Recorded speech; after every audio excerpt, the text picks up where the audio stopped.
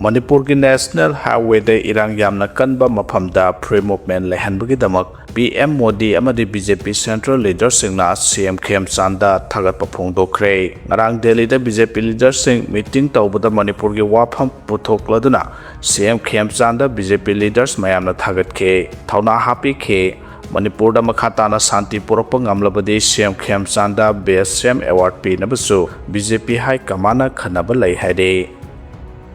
CRPF na Lanjadraba civilian ama Lungkau Village da furamle haide ngarang Lungkau Village da dukan masa hangtuna mayum pujariba nupa masa ama CRPF na furamle haina social media singda video thaganarakre makhataba update ngamena se mi halibasi Kuki nani mi hatpa makhoida government na wari sariba karigino naga maitaibo aranba tahalaga security kaya thajali haina asanka sana phongdokre ngarang TG Higher Secondary School ki mahiro singna no NRC no census ki kholaw lauraduna Khongjang sangsin khre JFD ki meeting matung da press conference pangthokraba matung ki warol social media singda thamlakli madude JM Hall da nasidagi hawduna tang kuntaruk kuntaret kunifan census training tawgani hana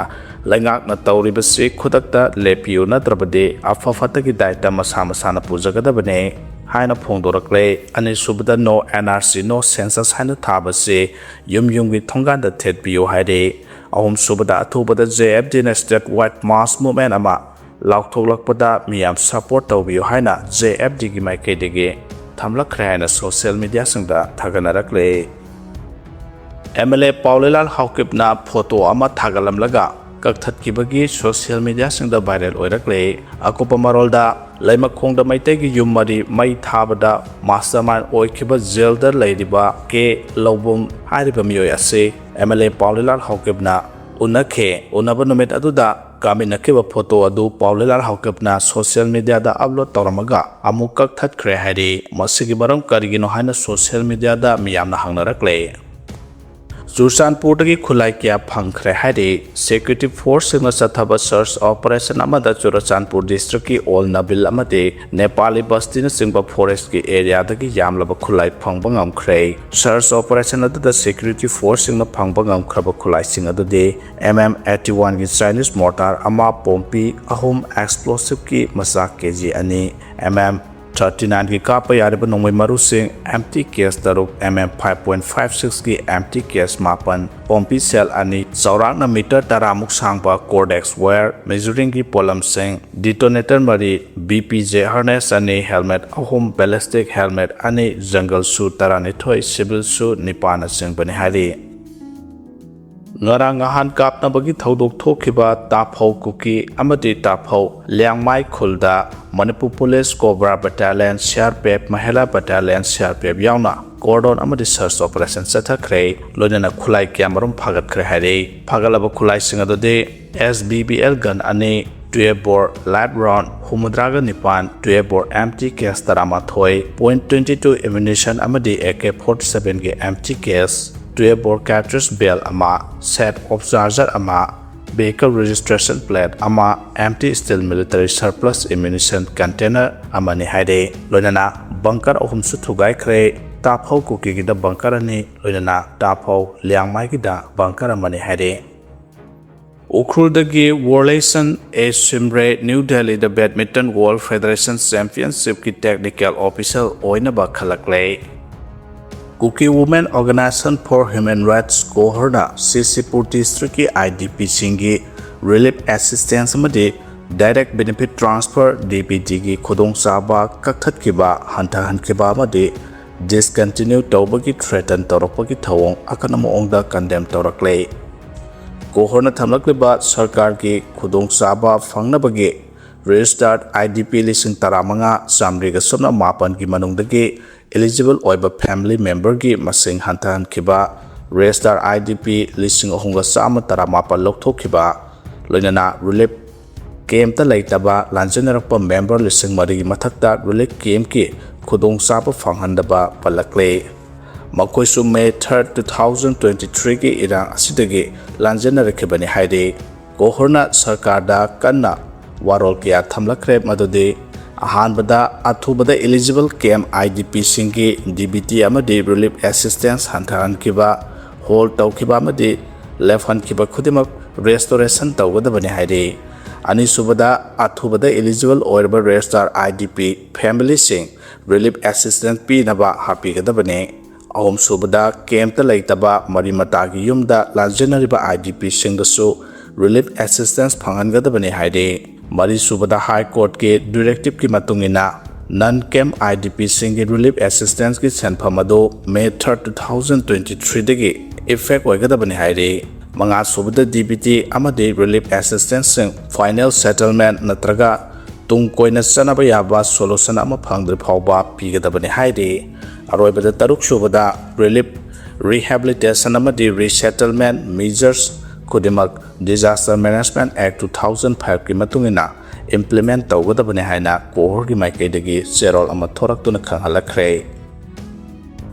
cookie Singh हौजिक हुरानबा मकोकता नापी पकपगी मओंगदा सोइरोल लोलकले हाइना थमलखरे हुरानबा मकोक नापी पई हाबा वाफमदो हौजे हौजे कुकी सिंगी लनाई लुपसिंग अमदि MLA सिंगना ओइरकले मसिग मरोइबा मरमदि हौजे हौजे NRC हाना मणिपुरदा चनरबा मतुंगदा स्टेटस द मिकोक थीबगी सेंसस की थबक पांगथोकदबने हाइना मितै अमदि नागा सिंगना अकनबा इहौगा लोइनाना मखल मखा कया के खोंगजंग संगसिलकपा हौरकपगी मतम असिदा कुकी सिंगना मरोलोलकपा हौरकनी खनरिंगैगी चेरकता हौजे हौजिक ओइरोइ पारोइदबा मिनम्बा वारोल कयामुक आंगदुना मरोलोनबा हौरकपगी ममि तारकले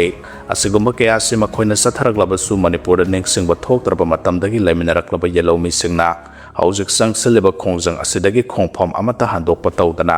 मखा ताना पांडम असी फंगद्रिबा फावबा अकनबा खोंगजंग कयामुक संगसिलकदौरि हाइबसे लमदम असिगी मियामना खनादुना लैरबने मरमदि मणिपुरदा इलीगल इमिग्रेंट कयामु हौजिक सही खरगी ममांगदगी संगसिलकपा लेपतबगा लोइनाना हौजे हौजिकसु मखा ताना मणिपुरगा युमलोनबा लैपाक कयादगी कांगलोन लाना संगसिलकपा लेपतबा मरमना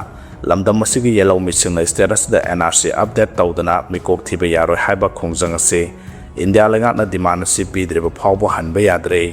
नाकल अमरोमदना मणिपुर बु नामदुना मुन्नबा सिल्लिबा cookie सिंगी ओइनदि ngamba ngamdabana nakal amaromda thamkhraga oida padaba kayamu haijilaga makhoigi apamba thungnaba makhal makha kayage propaganda kayamuk torokpa tabani habisi lamdam asigi yellow misingna mangjawnana khangnaraba maramna mitopna iramda mundanaba pandam phangdriba phawba khongjang hanba yade habisi khangminase Manipur da hauze nakalanigi marakta thauri chingnabagi moongda India lengakta pandam फंगनबा अकनबा खोंजंग संगसिलकपदा चामदा चाम सुमना खोंजंग संगसिलबैसे state असिगी येलो मिसिंगने अदुगा सेमजन साजिनबा अमदि टेररिस्ट की थवोंग चथरगा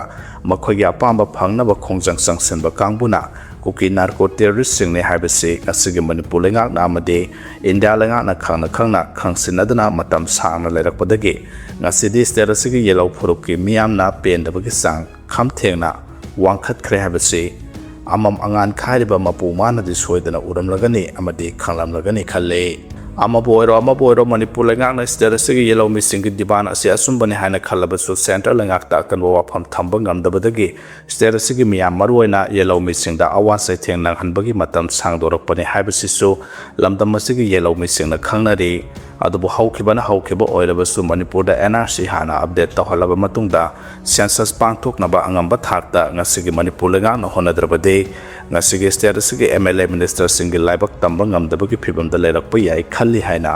pandam pause ge editorial thamlakle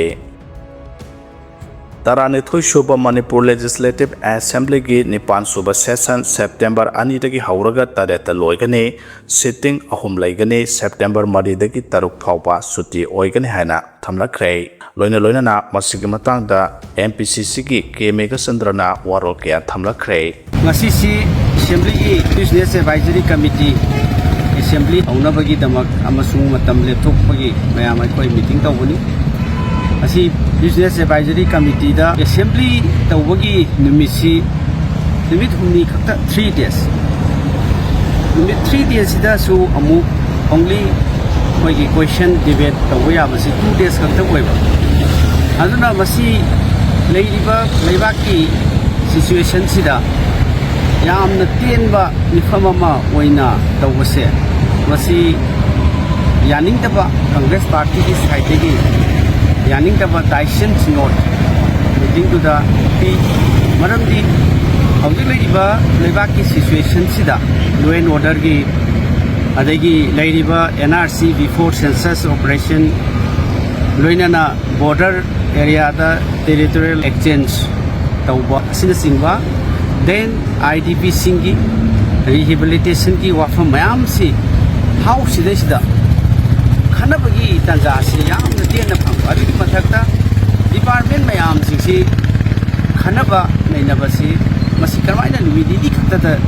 khanaba loiba ngamgadori bunu aduna maram oirkanda masigi tawde adabagi mongda tawbase nuaitaba aduna opposition ki voice disrespect of the dissent and the disagreement opposition na haibase yabidaba haibase ikai khundabidaba haibase masi democracy ki wan thoklaitaba democracy ki asigumba artha thoktaba amani maram asina masi akhoi democracy si masi danger oiba parliamentary system se masi dadi opposition ki voice haibasi ikai khumdau kadabani amasung tabi ragya masi ki discussion debate mayam singsi praja gi leiriba even the cry hojik leiriba niti gi nong makangdana community sing khana chainaba mayam singse khana neinaba se changneba tuna house masina ju aroibo oiraba yai aroibo oiraga tawa session sidasu mayam sigi leiriba praja singna pamiba mayam sing khana neina haudragadi assembly session kawbagi artha thokte maramasina masigi session ko kawje praja gi voice se kai khumnadabani opposition ki voice kai khumnadaba haibasi masi nuaite democracy gi wan thokleitaba adu amani maramaduna masigi business advisory committee gi meeting da congress ki oinadi daisen not yaning dabagi adu proceeding da tananaba aikoi hairam thank you